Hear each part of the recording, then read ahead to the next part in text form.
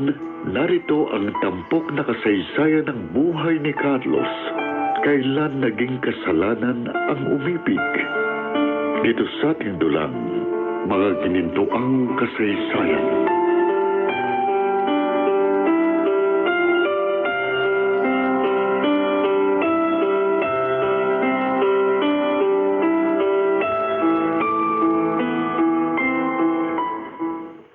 Bukas, birthday ng iyong mama. Sasama ka ba sa akin sa sementeryo para dalawin ang puntod niya? Opo, pa. Bakit ba parang worried ka masyado? May problema ba sa parokya mo? Natatandaan niyo ba yung ikinuwento ko sa inyo na lalaking kamukha ko? Bakit? Ano meron? Nagkita uli kami sa simbahan kanina pagkatapos ng misa. Ipinakilala siya sa akin ang kaibigan ni Angelica.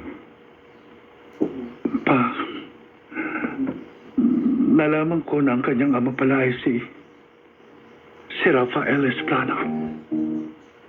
Hindi lang iisa ang Rafael Esplano sa buong mundo. Baka magkapangalan lang si Rafael at yung tatay nung sinasabi mong kamukha mo.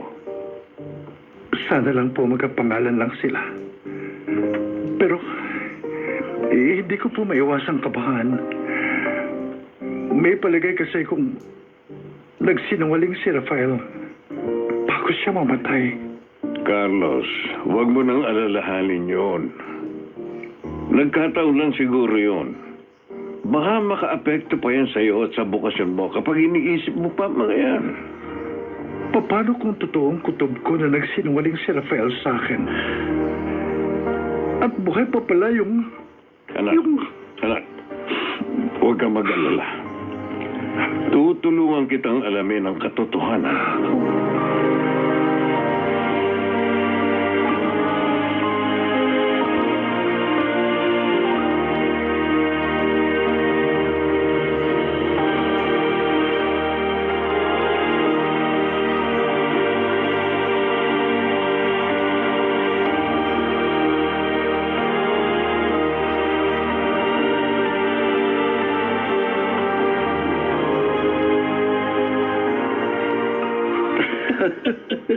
Ayos ka talaga, pare. Sino kausap mo sa telepono, Gabriel? Sandali, Blake, ha? Angelica, si Blake lang ang kausap ko. Ganun ba? O sige, Gabriel, alis na ako, ha? Baka maabutan pa ako ng traffic papuntang office. Sige, mahal. Mag-iingat ka. Okay. Hello, pare. Pare. Ano, kailan ka ba ulit sasama sa amin? Ang tagal mo lang hindi nakikipag-banding sa amin, Pasensya na kayo, pero busy lang ako sa work at sa buhay may asawa. Talaga? Bay, malaya na. Alam niyo naman na simula pa lang mahal ko ng asawa ko.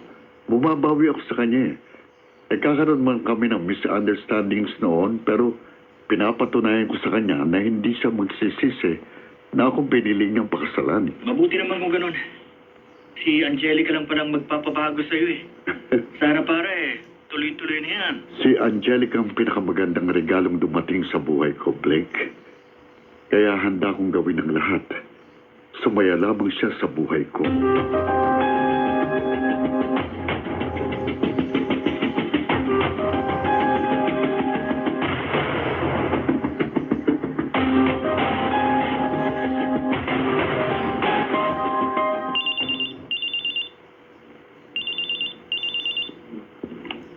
Hello? Hello, mahal. Pasensya ka na. Hindi kita masusundo mamayang pag-uwi. Masama kasi ang pakiramdam ko eh. Nahihilo ko parang ang bigat ng katawan. Huwag kang mag-alala, Gabriel. Okay lang, kahit hindi mo muna ako sunduin. Mag-overtime kasi ako ngayon eh. Ano ba? Ano oras ka uwi? Mga 10 p.m. nasa bahay na ako. Di bale, pag uwi ko, aasikasuhin kita. Sige na, magpahinga ka na. Sige. Ihintayin kita uwi ha. Bye. Bye. Angelica? Daniel! Ano ginagawa mo dito sa tapat ng building namin? Ilang minuto na lang at uwihan nyo na, di ba? Mag-overtime ako ngayon hanggang 9 p.m. hindi dito. Baka may makakita sa'yo. Pwede ba tayo mag-usap? Pakiusap, Daniel. Nagkaayos na kami ng asawa ko. Ayoko na ng gulo. Kung ganun, baliwala na sa yung pagmamahalan natin. Ayokong saktan ng kalooban mo, pero sinisikap ka ng matahimik ang buhay ko.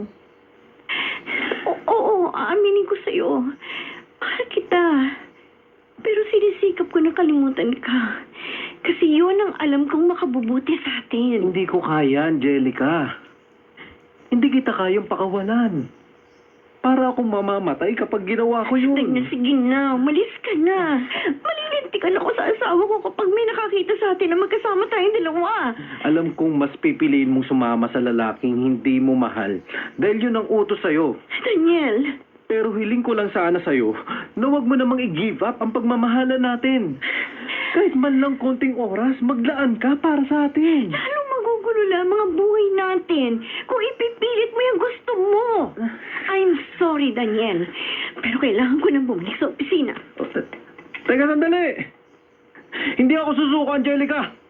Ipaglalaban pa rin kita.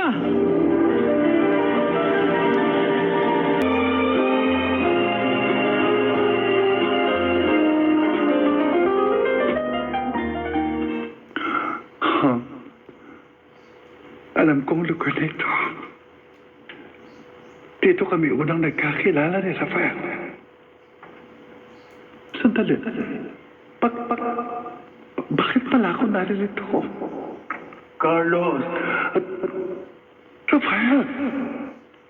My God! Buhay ka! May kailangan kang malaman. Ano yun? Sabihin mo sa akin. Rafael, sandali, bumalik ka dito. Rafael! Ano yung kailangan kong malaman? Rafael, bumalik ka dito! Rafael! Rafael!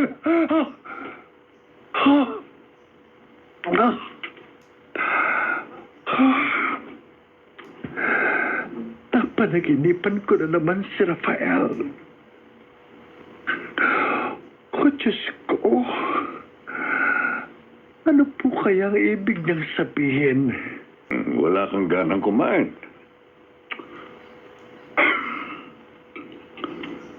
Napanaginipan ko na naman po kasi si Rafael. Masyado mo namang ini-stress ang sarili mo. Matagal nang patay ang lalaking yun. Kalimutan mo na siya. Sinubukan ko naman po pa. Pero hindi ko siya makalimutan. Muntik na yan sirain ang buhay mo. Walang kapatawaran ang ginawa niya sa iyo. Hindi ako matatahimik hanggat hindi ko nalalaman kung anong ibig sabihin ni Rafael sa aking panaginip. Ilan? Pakikuha nga yung brown envelope dun. Doon, nakapatong sa drawer malapit sa large vase sa sala. Opo, sir. Sandali lang po. Ay. Sir Bernardo, ito na po. Ano na? Ano Salamat. yan pa? Ayan, tanggapin mo. Kahapon, inimbestigahan ko ang lalaking sinasabi mong kamukha mo. Talaga po? Ang bilis naman ang resulta. Madali namang hanapin kasi ang may-ari ng restaurant na pinagtatrabahuhan niya si Mr. Johnson. Isa siya sa mga investor natin. Kinausap ko si Mr. Johnson kagabi para hanapin ang employee profile ni Daniel Esplana. Nagulat naman ako nang sinend niya agad sa aking email ang soft copy ng documents ni Daniel. Kaya pinaprint ko yun para mabasa mo. Salamat pa. Natatandaan ko yung lalaking niya.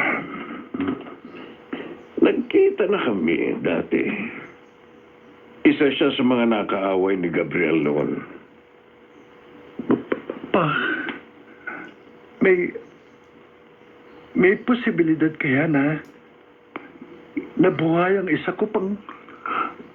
Kailangan natin ng DNA samples niya para malaman natin ang katotohanan. And we will do this as soon as possible para mawala na yung pag-aalala mo.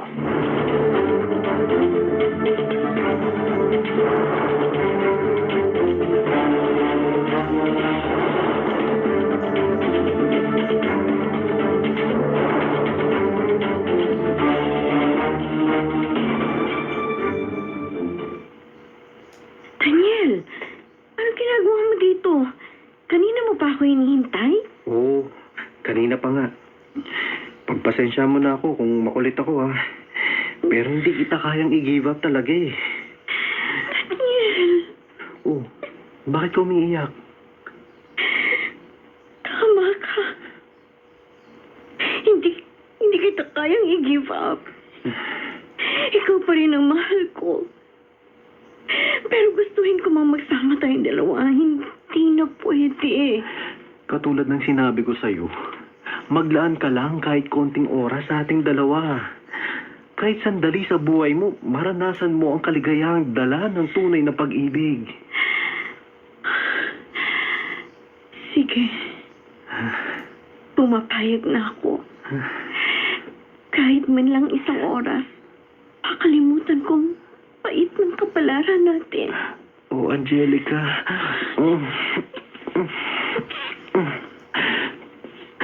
Naniniwala ako na darating din ang panahon at magkakasama rin tayong dalawa.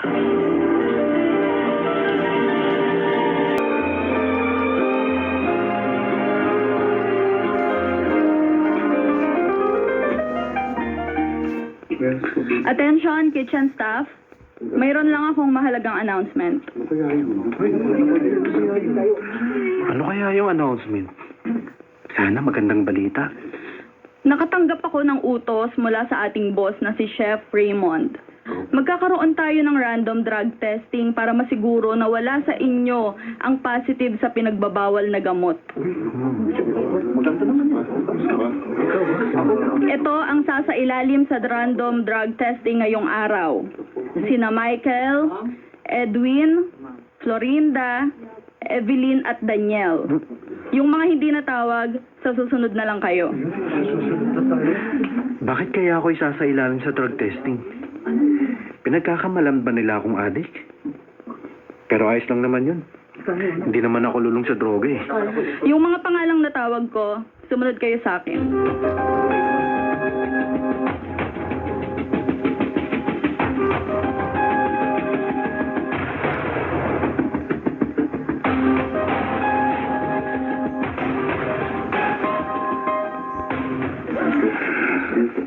Maraming salamat sa inyong lahat, mga kapatid. Bukas na lang po uli. Mag-iingat kayong lahat, ha? Si Papa tumatawag. Hello, Pa? Hello, Pa? Carlos. Nakakuha na ako ng DNA sample niya. Ibinigay mismo sa akin ng doktor na pinag-uusapan ko. Talaga po? Kaya pumunta ka rito sa bahay. Dahil mamayang alas 7 ng gabi, pupunta rito yung taga-DNA test center. Kailangan ka para mag-process na ang dapat ma-process. Sige po, Papa. Pupunta ako dyan.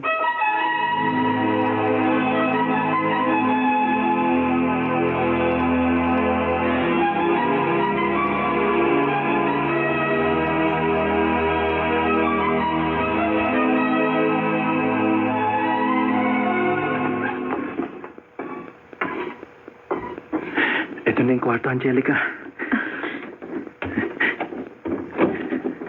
Tara, pumasok na tayo. Daniel. Angelica. Tagal kong hinintay ang pagkakataon. Ako rin. Ano ba yung hinintay natin?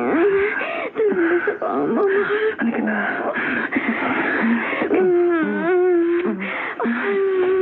Namiss ko ang mga halik mo. Ibang-iba ka. Ibang-iba sa mga halik sa akin ni Gabriel. Iba pa rin talaga kapag ang kahalikan mo ay ang taong mahal mo. Ayahin mo ko yun.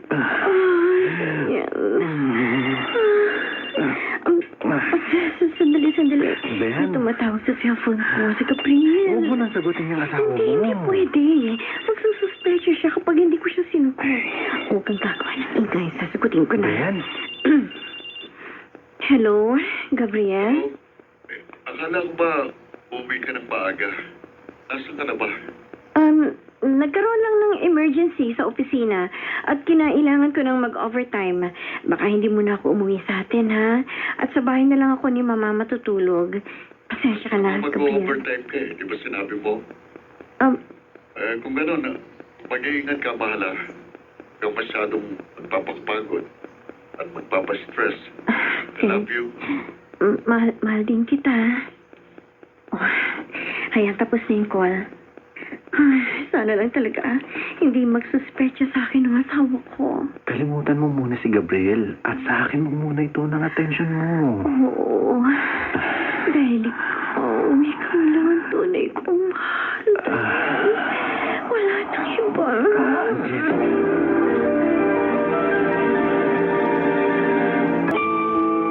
Hanggang kailan maitatago ni Daniel at Angelica ang kanilang bawal na relasyon?